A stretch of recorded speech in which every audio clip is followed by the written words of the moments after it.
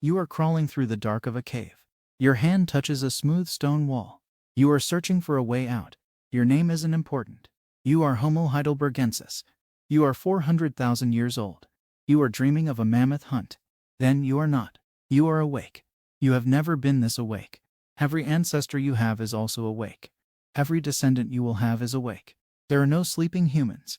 There is no unconsciousness. There is no rest. This is the silent dawn.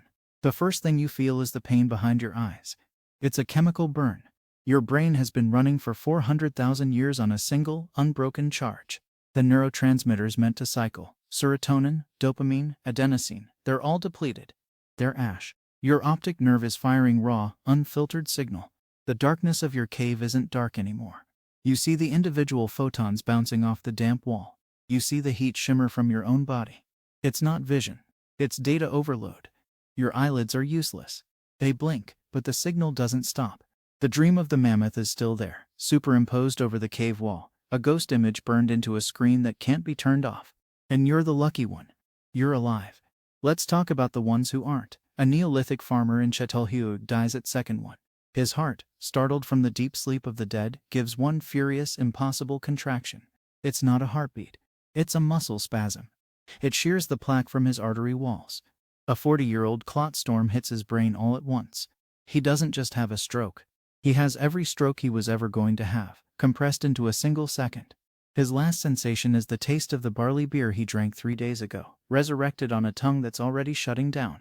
A Victorian child in London, dead of consumption, opens her eyes in the coffin. There's no air. Her ribs are fused. Her lungs are solid. But her brain is online. It fires a panic signal so pure it melts her own neurons. She doesn't suffocate. She incinerates her central nervous system from the inside out. But the real problem isn't the dead. It's the living. All of them. At once. The biological clockwork breaks in minute 2.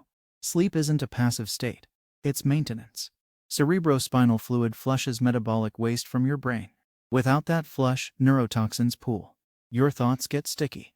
Then they get loud. By hour 6, your internal monologue isn't a monologue. It's a stadium. You're arguing with yourself about a conversation you had last Tuesday. You're also singing a commercial jingle from 1997. You're also mentally calculating the square root of 7. All at the same volume. All with equal urgency. You try to close your eyes. Your eyelids obey. The world goes black. But the vision center in your occipital lobe doesn't get the memo. It's starved for input. So it creates its own.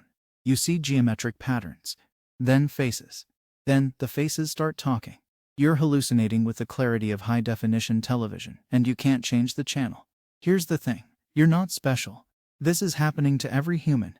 Right now. A Roman centurion on the wall at Hadrian's is seeing the ghost of his dead brother telling him to open the gate. A Ming Dynasty bureaucrat is having a perfectly coherent argument with a teapot he hasn't made yet. A programmer in San Francisco is debugging code directly on the surface of his bedroom wall, lines of glowing symbols only he can see, and he can't make his hands type fast enough to keep up. The Great Awakening hits hour 12.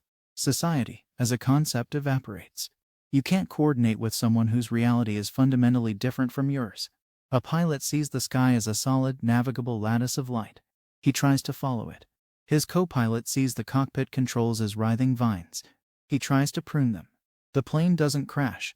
It executes 7 perfectly logical, completely contradictory maneuvers at once, and comes apart in midair. Traffic systems? Gone.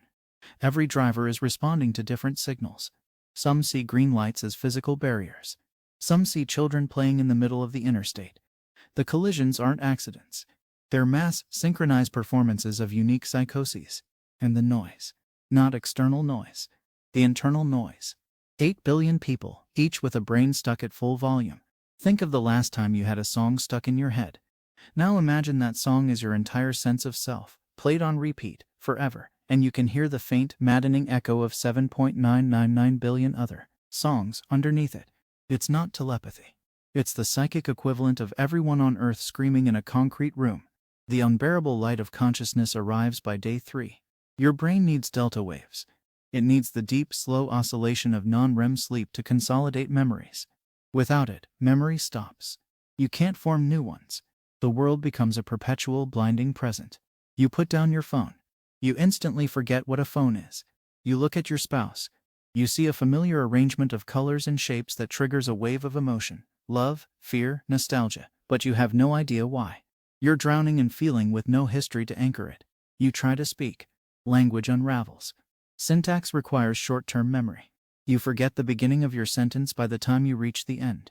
Communication devolves into barks, gestures, and raw emotional grunts. We aren't devolving.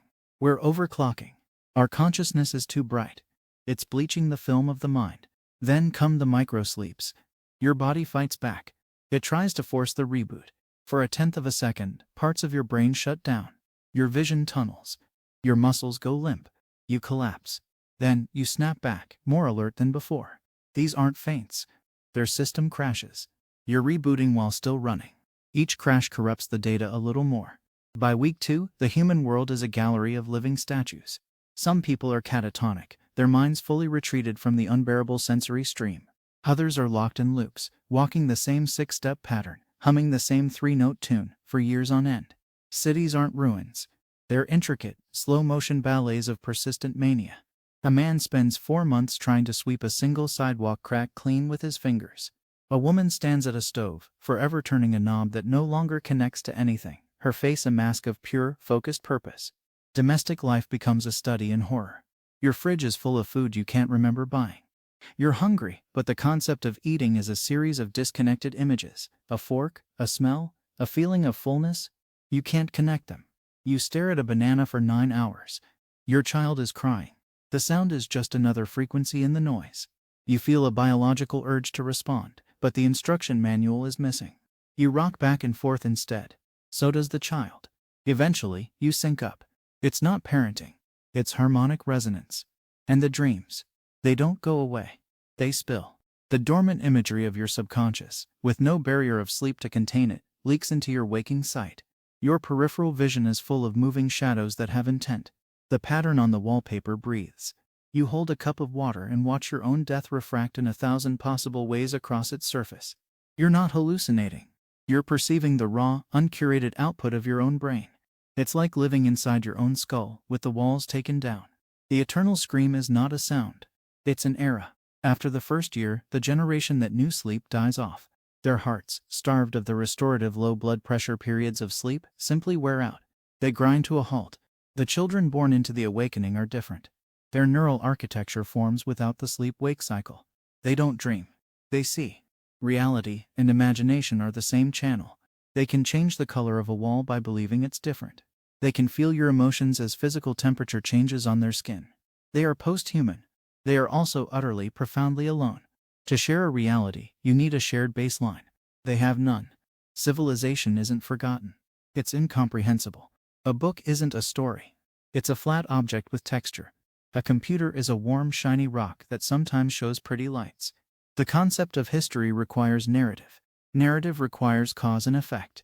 Their world is only effect. Every moment is its own genesis. It turns out, sleep wasn't a luxury. It was a filter. Without it, the signal drowns in the noise. Consciousness, in its pure, unfiltered form, is not enlightenment. It's a corrosive. It dissolves the self from the inside out. You are not a person.